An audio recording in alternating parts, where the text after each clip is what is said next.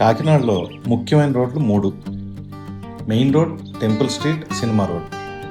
నాకు చాలా ఇష్టమైన రోడ్ ఏదైనా ఉందంటే అది సినిమా రోడ్.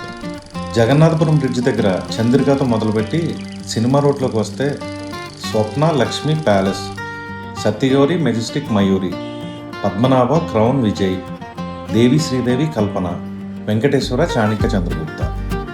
ఈ రోడ్డుకి దగ్గరలో మెయిన్ రోడ్లో తిరుమల థియేటర్, భానుగుడి సెంటర్లో పద్మప్రియ, ఆనంద్, అంజని, గీత్ సంగీత్.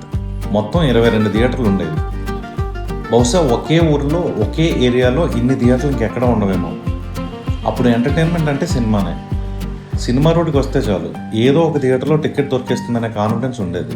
ప్రతి థియేటర్తో ఒక జ్ఞాపకం, ప్రతి పోస్టర్తో ఒక ఎమోషన్. కల్పన సెంటర్ దగ్గర municipal park hero fans association వాళ్ళకి ఒక అడ్డా. వాళ్ళు హీరోల గురించి, కలెక్షన్స్ గురించి, రికార్డుల గురించి మాట్లాడుకుంటుంటే మేము సైలెంట్గా వాళ్ళ పక్కన నిలబడి ఏం మాట్లాడుకుంటున్నారో వినడానికి ట్రై చేసేవాళ్ళం. అప్పట్లో అదో సరదా. సత్యగౌరి థియేటర్కి కేవలం ఉప్మా పూరి తినడానికి వెళ్ళేవాళ్ళం. అలాగే వెంకటేశ్వర థియేటర్లో ఆనియన్ పకోడీ.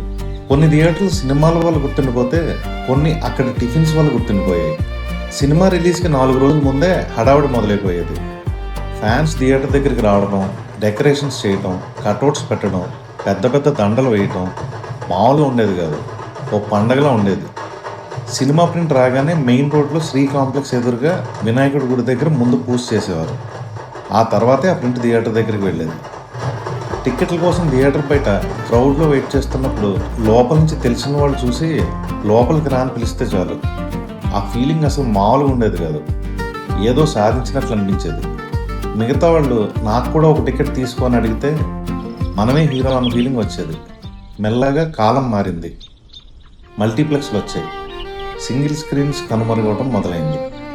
ఓటీటీలు, కొత్త ఎంటర్టైన్మెంట్ ప్లేస్లు ఇవన్నీ కలిసి సింగిల్ స్క్రీన్స్కి పెద్ద ప్రమాదంగా మారాయి.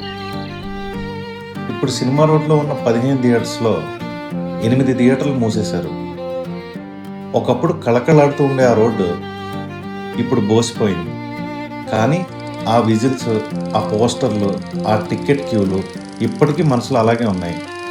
సినిమా రోడ్ అనేది కేవలం ఒక రోడ్డు కాదు, మా తరం జ్ఞాపకం.